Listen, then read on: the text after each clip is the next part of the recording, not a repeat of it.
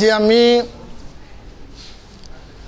বড়ো জাতীয় দল সংগঠন মুঠ 16টাকে বড়ো জাতীয় দল সংগঠন বড়ো সাহিত্য সভা নিখিল বড়ো ছাত্ৰ সন্থাকে ধৰি 16টা দল সংগঠনে একেলগে বড়োলেণ্ড গেষ্ট হাউচ এই হাউলিৰ প্ৰেক্ষাগৃহত আমি পুনৰ বড়ো জাতিৰ ঐক্যতা ইউনিটি আৰু বড়ো আঞ্চলিকতাবাদী যি ৰাজনৈতিক দল UPPL আৰু BPFৰ যি মিত্ৰতা যি বুজাবুজি এই প্ৰসংগটো লৈ আমি আলোচনাত মিলিত হলো আৰু এই আলোচনা কালত আমাৰ যিখিনি 16টা দল সংগঠন ইয়াত উপস্থিত আছিল সকলোৱে খুব গুৰুত্ব সহকাৰে ধৈৰ্য সহকাৰে জাতিটোৰ বৰ্তমান আৰু ভৱিষ্যত আৰু বিটিআৰত বসবাস কৰা বড়ো জনগণৰ লগতে 35 লক্ষ জাতি জনগোষ্ঠীৰ ভৱিষ্যত ৰাজনীতিক সাংবিধানিক আৰু আমাৰ অৰ্থনৈতিক শিক্ষা আমাৰ অস্তিত্ব আমাৰ সুৰক্ষিত বড়োলেণ্ড বা বিটিআৰৰ ভৱিষ্যতটো চিন্তা কৰি পেলাই কিছু সিদ্ধান্ত আমি ইয়াত গ্ৰহণ কৰিছোঁ আৰু মূল কথাটো আছিল যে দুই আঞ্চলিক শক্তি UPPL আৰু BPF একেলগে নিৰ্বাচনত মিত্ৰতা বুজাবুজিৰ আধাৰত তেওঁলোকে অৱতীৰ্ণ হ'ব লাগে আৰু ইয়াৰ কাৰণে 13 জুলাই আৰু 3 আগষ্টত আমি আলোচনাত মিলিত হৈছিলোঁ আৰু 3 আগষ্টৰ পিছত আমি 5 আগষ্টত UPPLৰ মুৰব্বী প্ৰমোদ বড়ো ডাঙৰীয়া বিটিআৰ প্ৰধান বৰ্তমান আৰু প্ৰাক্তন BTC চিফ BPF প্ৰধান হাগ্ৰামা মহিলাৰী ডাঙৰীয়াক আমি চিঠি প্ৰেৰণ কৰিছিলোঁ 16টা জাতি জনগোষ্ঠী দল সংগঠন আমি একেলগে আলোচনা কৰিব বিচাৰোঁ আৰু সেই হিচাপে যোৱা 10 আগষ্ট তাৰিখে প্ৰমোদ বড়ো ডাঙৰীয়া আৰু মন্ত্ৰী উৰ্খাও ব্ৰহ্ম ডাঙৰীয়া আমাৰ লগত আলোচনাত মিলিত হৈছিল তেওঁলোকে প্ৰকাশ কৰিছিল জাতি স্বাৰ্থত বিটিআৰৰ বাকী স্বাৰ্থত 35 লক্ষ জাতি জনগোষ্ঠীৰ স্বাৰ্থত আমি সদায় BPFৰ লগত বা হাগ্ৰামা মহিলাৰ লগত আলোচনাৰ কাৰণে আমি সাজু আছোঁ যদি তেওঁ আহে সেই কথাটো আমাক অৱগত কৰিছিল আৰু আনহাতেদি BPF দলৰ পৰা ৰজনী বৰজোৱাৰী সাংগঠনিক আৰু পাব্লিচিটি সেক্ৰেটাৰী তেওঁ চিঠি প্ৰেৰণ কৰিছিল আৰু এই চিঠিত হাগ্ৰামা মহিলাৰী ডাঙৰীয়া কেতিয়া বহিব ক'ত আলোচনা কৰিব এই কথাটো স্পষ্টকৈ তাত উল্লেখ নাছিল তেওঁলোকে বুজাবুজি বিচাৰে বুলি কৈছে কিন্তু তাত কোনো উল্লেখ নাই যেহেতু আমি 12 আগষ্ট এটা দিন ধাৰ্য কৰিছিল যে সময়ৰ নাটনিৰ বাবে সেই 12 আগষ্টৰ আগত আলোচনা হাগ্ৰামা মহিলাৰী ডাঙৰীয়া বা BPF দলৰ লগত আমাৰ নহ'ল ইয়াৰ কাৰণে আজি 17 আগষ্ট আজি আমি এটা চূড়ান্ত সিদ্ধান্তত আমি অৱতীৰ্ণ হৈছোঁ সেই সিদ্ধান্ত অনুযায়ী যে বড়ো জাতীয় দল সংগঠন যিখিনি 16টাকে সংগঠন এই গোটেই পৰিৱেশ পৰিস্থিতিটো চাই পেলাই আৰু এই সময়ছোৱাত বিভিন্ন জনে বা বিভিন্ন ৰাজনৈতিক দলৰ তৰফৰ পৰা আমাৰ এই যি ঐক্যতা আৰু যি বুজাবুজিৰ যি এলায়েন্সৰ যি প্ৰক্ৰিয়াক তেওঁলোকে কিছুমানে ঠাট্টা কৰিছে কিছুমানে বিভিন্ন প্ৰকাৰে আমাক বিভিন্ন কুৱেশ্যন কৰিছে আৰু বিভিন্ন লাইনত তেওঁলোকে জড়িত কৰিব বিচাৰিছে কাৰণ আমি পবিত্ৰ এটা সততা এটা নিষ্ঠা মন লৈ পেলাই জাতিৰ একত্ৰিত ভৱিষ্যত আৰু ৰাজনৈতিক আঞ্চলিক শক্তি বুজাবুজিৰ কাৰণেহে আমি আগবাঢ়িছিলোঁ কিন্তু এই কথাবিলাকে আমাৰ মনত দুখ দিছে আঘাত দিছে যিবিলাক কথা আঞ্চলিক এই ৰাজনৈতিক দলৰ বিভিন্ন নেতাৰ পৰা ওলাব নালাগিছিল আৰু এইটো আমি প্ৰকাশ কৰিলোঁ লগতে এই আলোচনাত যেহেতু হাগ্ৰামা মহিলাৰী ডাঙৰীয়া নাহিল প্ৰমোদ বড়ো ডাঙৰীয়া যেহেতু আহিল আমি সেই আলোচনাটো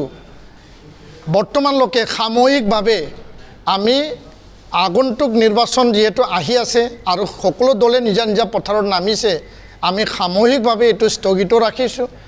অনাগত 2025 BTC নিৰ্বাচনৰ পিছত যদি পৰিৱেশ আৰু পৰিস্থিতিয়ে যদি আমাক কম্পেল কৰে আমাক বাধ্যতা কৰায় তেতিয়াহ'লে পুনৰ ঐক্যতা আৰু বুজাবুজিৰ এই প্ৰক্ৰিয়াটো আমি কাম কৰিবৰ কাৰণে আমি প্ৰস্তুত আৰু এই কথাটো আমি প্ৰকাশ কৰিছোঁ আমি কাকো গালি দিব বিচৰা নাই কাৰো ওপৰত আমি ক্ষোভ বা আমি কাকো ধিক্কাৰ জনাব বিচৰা নাই কিন্তু আমাৰ মনত আঘাত থাকিল যে হাগ্ৰামা মহিলাৰী ডাঙৰীয়াই নিজেই বাৰম্বাৰ নিখিল বড়ো ছাত্ৰ সন্থাৰ প্ৰসংগ ওলাইছিল বড়ো সাহিত্য সভাৰ লগতো আলোচনাত কৈছিল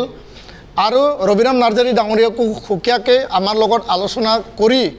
প্ৰমোদ বড়ো ডাঙৰীয়া আৰু হাগ্ৰামা মহিলাৰী ডাঙৰীয়াৰ লগত আলোচনাৰ কাৰণে তেওঁ কৈছিল মিডিয়াত বাৰম্বাৰ তেওঁ প্ৰকাশ কৰিছিল স্থবিৰ হৈ যোৱা এই আলোচনাটো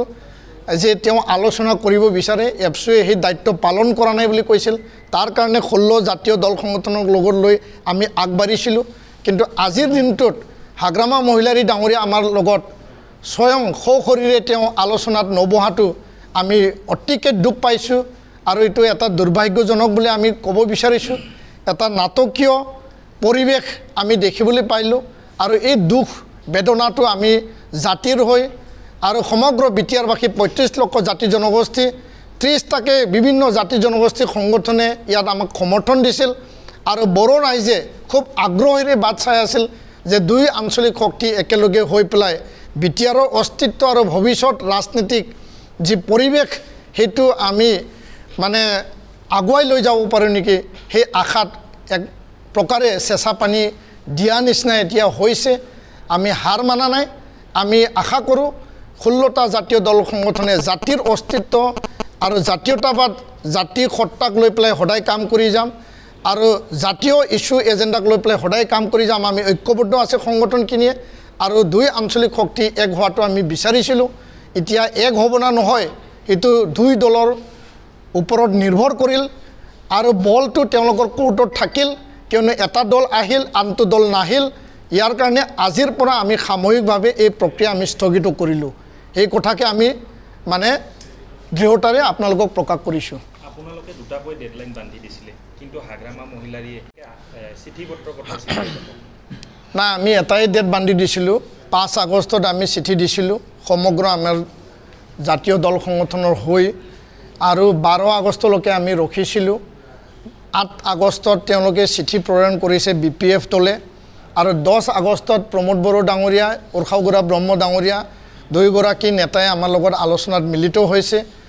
আৰু 12 আগষ্ট উকলি গ'ল 12 আগষ্টত আমি দেখিবলৈ পাইছিলোঁ মিডিয়াত বৰমাত যে হাগ্ৰামা মহিলাৰী ডাঙৰীয়াই কৈছিল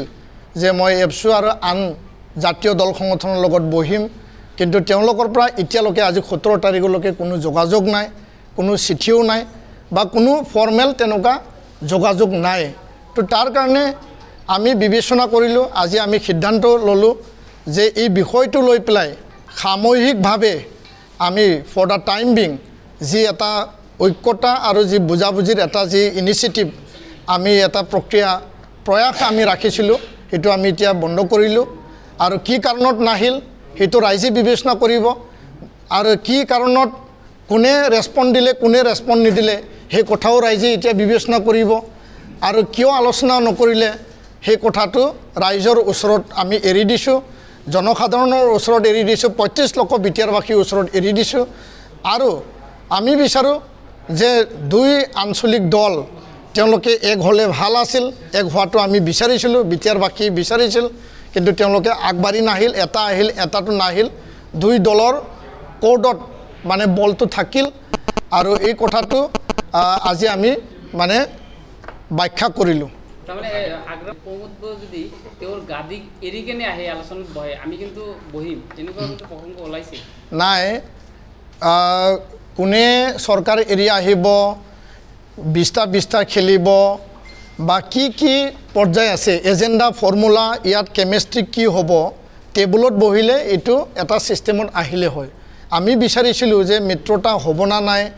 বা 20টা ভগাই খেলিব পাৰিব না নাই চৰকাৰৰ পৰা ওলাই আহিব পাৰিব না নাই সেইটো টেবুলৰ আলোচনা আছিল প্ৰথম আমি বিচাৰিছিলোঁ যে আলোচনা মেজলৈ আহক বিষয়বস্তু এজেণ্ডা টেবুলত তৈয়াৰ হ'ব কিন্তু বিষয়বস্তুটো মিডিয়াত কোৱা বিষয়বস্তু নাছিল কাৰণ আমাৰ তৰফৰ পৰা যদি আমি নিউট্ৰেলি ক'ব লাগে BPF দলৰো 3জন MLA ফ্লোৰ কোঅৰ্ডিনেশ্যনত NDA বা BJPক এতিয়া সমৰ্থন দিছে অসম বিধানসভাত আৰু UPPL দলে পোনপটীয়াকৈ তেওঁলোকে NDA এলায়েন্সত আছে AGP BJP UPPL তো এই কথাবিলাক ক'লেতো সবৰে ওলায় তো ইয়াৰ কাৰণে আমাৰ কথাটো প্ৰথম কথাটো আছিল যে হাগ্ৰামা মহিলাৰী ডাঙৰীয়াৰ লগত পোনপটীয়া 16 সংগঠনে আলোচনাত মিলিত হ'ব প্ৰমোদ বড়ো ডাঙৰীয়াৰ লগত খুল্ল সংগঠনে পোনপটীয়া আলোচনা মিলিত হ'ব আলোচনা কালত কি ওলায় সেই এজেণ্ডাটো টেবুলতহে আছিল সেইটো মিডিয়াত নাছিল তো ইয়াৰ কাৰণে আমি ক'ব বিচাৰিম যে অকল ক্ষমতাৰ কথা চিন্তা কৰিব নালাগে মই সকলোকে কৈছোঁ এইটো কোনোবা দলক মই ডাইৰেক্ট কৈছোঁ এনেকুৱা নহয় ক্ষমতাটো যদি সদায় ভাবে তেতিয়াহ'লে জাতি পাহৰি যাব জাতিৰ অস্তিত্ব পাহৰি যাব ছিক্স শিডিউল বা বিটিআৰৰ যি ভৱিষ্যত যি আমি ৰক্তাক্ত এটা পৰিৱেশৰ পিছত গণ আন্দোলনৰ পিছত এফচু বিএলটি এনডিবিৰ আন্দোলনৰ পিছত যি এটা আমি মানে অটনমি পালোঁ যি এটা আত্মনিয়ন্ত্ৰণৰ যি অধিকাৰ পালোঁ সেই অধিকাৰৰ কথা আমি চিন্তা কৰিব লাগিব অকল অধিকাৰৰ ওপৰত ক্ষমতা বা ক্ষমতা লোৱাটোৱে চিন্তা হ'ব নালাগে সেইটোৱে আমি দল সংগঠনে উপলব্ধি কৰিছোঁ নাই মই এই কথাটো আৰু ক'বলৈ বিচৰা নাই তেওঁ 16টা জাতীয় দল সংগঠনৰ যি এটা আহ্বান আছিল যি এটা ফৰ্মেল চিঠি আছিল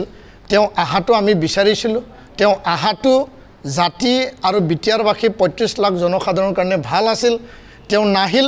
তাৰ পৰা কি বুজায় সেইটো ৰাইজ আৰু জনসাধাৰণে বুজি ল'ব মই কাকো গাদ্দাৰো নকওঁ কাকো মই ভালো নকওঁ মোৰ মুখত এইবিলাক কথা নাহে কাৰণ ৰাজনৈতিক দলৰ নেতাবিলাকে যি বিভিন্ন কথা ক'ব পাৰে কিয় নাহিল আৰু